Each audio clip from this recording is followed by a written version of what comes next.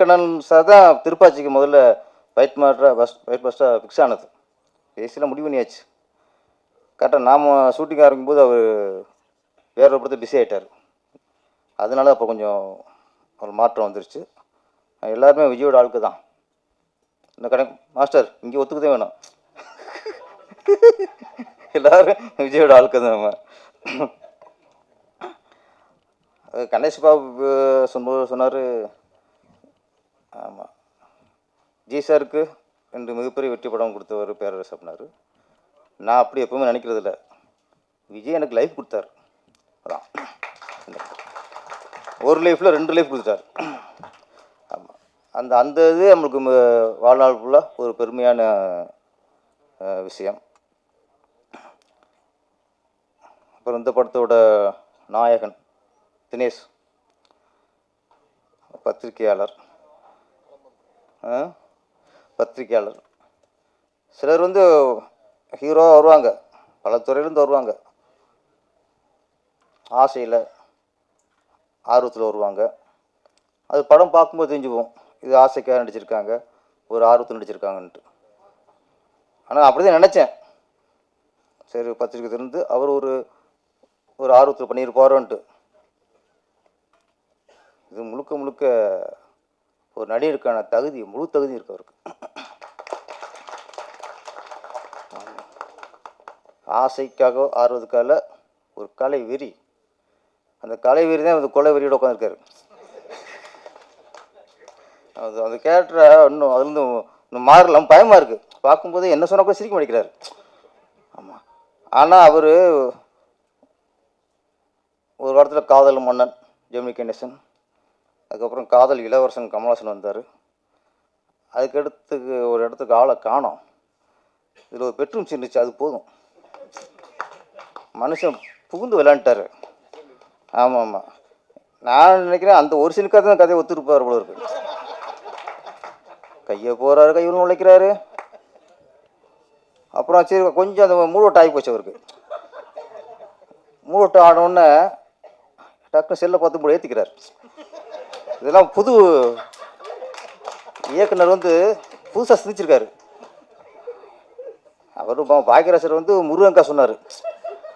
இது அதே மீறிடுச்சு. இப்போ டல்லாயிருச்சா, ஒன்றும் இல்லை, செல்ஃபோன் எடு அப்படியே ரீல்ஸ், அதுக்கு பேர் ஏதோ ஒன்று மூடு எடுத்துட்டு எதாவது இருந்தாண்ணா. 2 பொம்பளை பார்த்தாரு, திருப்பி கையை போட்டார், அது முறைச்சிச்சு. அப்போதைக்கு டைலாக், லவ்வு தான்மா. எல்லாமே அங்கே அப்படி தான் ஆரம்பிக்கும், அது எங்கேயும் முடியுங்கிறது அப்புறம். அது மாதிரி அந்த ஒரு சீனில் அவர் தினேஷ் பூந்து விளையாண்டான்னு சொல்லலாம். ஆமாம் சார், இந்த படத்துக்கு ஒரு சீன் போதும் சார். என்ன சார், நீங்கள் ஆக்சுவலாக நீங்கள் அந்த ட்ரெஸ் தான் உட்காந்துருக்கணும். அது சந்தோஷமாக அந்த ஃபீல் பண்ணிக்கணும். அதனால தான் இப்போ ஹீரோயின் ஏன் வரலன்னா, அது மலை மலையெல்லாம் உட்காரல, சிக்கலை. இன்னும் அந்த மூட்லேருந்து மாறாமல் இருப்பாரோ அப்படிங்கிற ஒரு பயம், நமக்கும் பயம் இருக்குல்ல. அதனால் பத்திரிக்கையாளர்ன்ட்டு ஒரு ஹீரோவாக இருக்காரு நான் சாதாரண நினச்சிட்டேன். சார், இதுக்கு சொல்ல, உங்களோட ரியாக்ஷன் எல்லா லவ் சீனும் சரி, அந்த சீரியஸ் சீனும் சரி, ஒரு சிறந்த நடிகராக வந்திருக்கு. கண்டிப்பாக இந்த படத்துக்கு அப்புறம் நீங்கள் அந்த பத்திரிக்கையாளன் அதெல்லாம் ஓரம் கட்டிட்டு முழு நேர நடிகராயிருங்க. ஆமாம், பத்திரிக்கையை பார்த்துக்க ஆள் நிறைய பேர் இருக்காங்கல்ல, நான் கூட வரேன். இப்போ என்ன இப்போ அது ஒன்று பாக்கி இருக்கு, அதையும் பார்த்துறேன் நான். யாதும் அறியான் நம்ம இயக்குனர் கோபி விஜய் ரசிகர். இவர் விஜய் ரசிகராக இருந்து படம் எடுக்கும்போது விஜயோட ஏதாவது ஒரு விஷயத்தை பதிவு பண்ணணும்.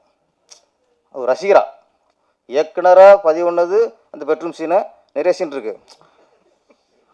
அவர் விஜயோட ரசிகராக பதிவு பண்ணுறது விஜயை பற்றி அந்த 2006 பேக்கில் போட்டேன். நான் ஏன் அதுக்கு போயிட்டேன், திருப்பாச்சிக்கு போயிட்டேன். கொஞ்சம் ஃப்ளாஷ்பேக் அதிகமாக போகுது உங்களுக்கு. 2026. ஆமாம். அதில் விஜய் சாரை இப்போ பார்க்கணுங்கிற அவருடைய கனவு, ஆசைகள், நம்பிக்கைகள் என்னென்ன சொல்லலாம். ஓகே, விஜய் மேலே உள்ள பற்று எல்லாம் சொல்லலாம். நான் வந்து விஜய் சார்கிட்ட முதல்ல இயக்குனராக தான் கதை சொன்னேன். இயக்குனராக சொல்ல, ஒரு உதவி இயக்குனராக அவர்கிட்ட கதை சொன்னேன். அவர் கதை ஓகே ஆனதுக்கப்புறம் தான் நான் இயக்குனராக மாறுறேன். அப்போது உதவி இயக்குனராக வந்து இயக்குனராக மாறியாச்சு. இப்போ விஜய் சார் வச்சு நான் படம் பண்ணுறேன். அதுக்கப்புறம் நான் வெறும் இயக்குனர் இல்லை, அப்போ நான் விஜயோட ரசிகரை மாறிட்டேன். ஏன்னா ஒரு மாசியருக்கு படம் பண்ணும்போது எந்த இயக்குனரும் அவங்க ரசிகரை மாறிடணும். அப்போ தான் ரசிகருக்கு திருப்தியாக படம் கொடுக்க முடியும். நான் ஃபஸ்ட்டு திருப்பாச்சி கதை சொல்லும்போது அந்த ஓப்பனிங் அருவப்பற்ற அந்த அது இல்லை, அயனார் கோயில் போய் அவரோட சொருவதில் அது இல்லை, நீ எந்த ஊர் நான் எந்த ஊர் சாங்லாம் இல்லை. அதிலெல்லாம் கதையெல்லாம் ஆரம்பிப்பேன். அதுதான் ஃபஸ்ட் நான் விஜய் சார் சொன்னது. ஓகே, நம்ம விஜய் சார் வச்சு படம் பண்ண போகிறோம் ஆரம்பிச்சதுக்கப்புறம் விஜய் சார் ரசிகரை மாறினதுக்கப்புறம் அப்போ ரசிகர் என்னென்ன எதிர்பார்ப்பான். அப்போ தான் ஒரு ஓப்பனிங், ஒரு பில்டப்பு, அதுக்கப்புறம் ஓப்பனிங் சாங் வேணும், ரஜினிஸ்கிட்ட ஒரு சாங் வேணும், இதெல்லாம் பண்ணது. அது மாதிரி நிறைய மாற்றங்கள் அப்புறம் பண்ணினான். நிறைய மாற்றங்கள் விஜய் சார் கதை சொன்னதை விட அதுக்கப்புறம் விஜய் சாருக்கு ஃபேன்ஸுக்கு பிடிக்கணுங்கிறக்கா நிறைய அதில் வந்ததை நிறைய பஞ்சு டைலாக்லாம் இப்போ யாரோ பஞ்சு டைலாக் விட்டாங்களே. என்ன டைலாக் இது? ஆமாம், நிறைய விட்டான். இது மாதிரிலாம் அப்புறம் யோசித்தோம். அப்புறம் அதுக்கப்புறம் தான் நீ பஞ்சு டைலாக்லாம் பேரஸ்ன்னு அப்புறம் திருப்பி பேர்லாம் வந்துச்சு. ஒரு விஷயந்தான் சொல்லி முடிச்சு விட்றேன். ஒரு ஆக்ஷன் படம், ஒரு பெரிய ஹீரோ வச்சு மாஸ் ஹீரோ வச்சு படம் பண்ணும்போது அந்த இயக்குனர் அந்த ஹீரோவை லவ் பண்ணணும், நேசிக்கணும். அப்போ தான் அந்த படம் ரசிகருக்கு பிடிச்ச படமாக வரும், வெற்றி அடையும். ஒரு மாஸ் ஹீரோ வச்சு பண்ணும்போது அந்த ஹீரோவுக்கும் டைரக்டருக்கும் மனஸ்தாபம் இந்த மாதிரி பிரச்சனை இருந்துச்சுன்னா அது திருப்தியாக வராது. ஒரு க்ளோஸ்அப் வைக்கணும்னு ரசிச்சு வைக்க மாட்டோம் நம்ம. அது மாதிரி மாஸ் ஹீரோ வச்சு பண்ணும்போது அந்த ஹீரோ எப்படி அவர் கேரக்டர் எப்படியோ நம்ம லவ் பண்ணி தான் ஆகணும், படம் நல்லா வரணும்னா. அது மாதிரி லவ் ஸ்டோரி நல்லா வரணும்னா, ஒரு காதல் படம் நல்லா வரணும்னா அந்த ஹீரோனை லவ் பண்ணணும். மனசளவில் நான் சொல்கிறது, நீ லவ் லெட்டர் கொடுத்துக்கிட்டு செல்ஃபோனில் மெசேஜ்லாம் அனுப்பிடலாம் அப்படி இருக்குல்ல. மனசில் நம்ம ஃபீல் பண்ணணும், அதை ரசிக்கணும், அணுகுணுவாக பேச நம்ம ரசிக்கணும். அப்போ தான் நம்ம ஒரு க்ளோஸ்அப் வைக்கும்போது அது ஆடியன்ஸ் ரசிப்பான். அது மாதிரி காதல் படம் பண்ணும்போது கதாநாயகியை லவ் பண்ணுவோம். டைரக்டர் சொல்கிறேன், எல்லோரும் நீங்களாக நாங்களும் வந்து சொல்லிடாதீங்க. இயக்குனர் மாஸ் ஹீரோ வச்சு பண்ணும்போது ஹீரோவை லவ் பண்ணுவோம். இதில் கோபி வந்து ரெண்டுமே பண்ணிட்டார். அதான் உதாரணம் பெட்ரூம் சீன். கதாநாயகி லவ் பண்ணிட்டாரு, ஹீரோவையும் லவ் பண்ணிட்டாரு. மாஸ்டர் சொன்ன மாதிரி இதில் ரீரெக்கார்டிங் சூப்பர். அவர் சொன்னார் சும்மா உருட்டு வாங்கினார், இதில் உருட்டில் மிரட்டியிருக்காங்க. ஆமாம், எடிட்டிங் எல்லாமே நல்லாயிருக்கு. கோபி சார், நீங்கள் மிகப்பெரிய இயக்குனராக வரக்கான தகுதி இந்த டீலரில் காட்சிய. இந்த படம் மிகப்பெரிய வெற்றி அடைந்து நம்ம தினேஷ் சார் மிகப்பெரிய ஹீரோவாக உருவெடுத்துடணும். கோபி வந்து மிகப்பெரிய வெற்றி படைய இயக்குனராக உருவாகிட்டு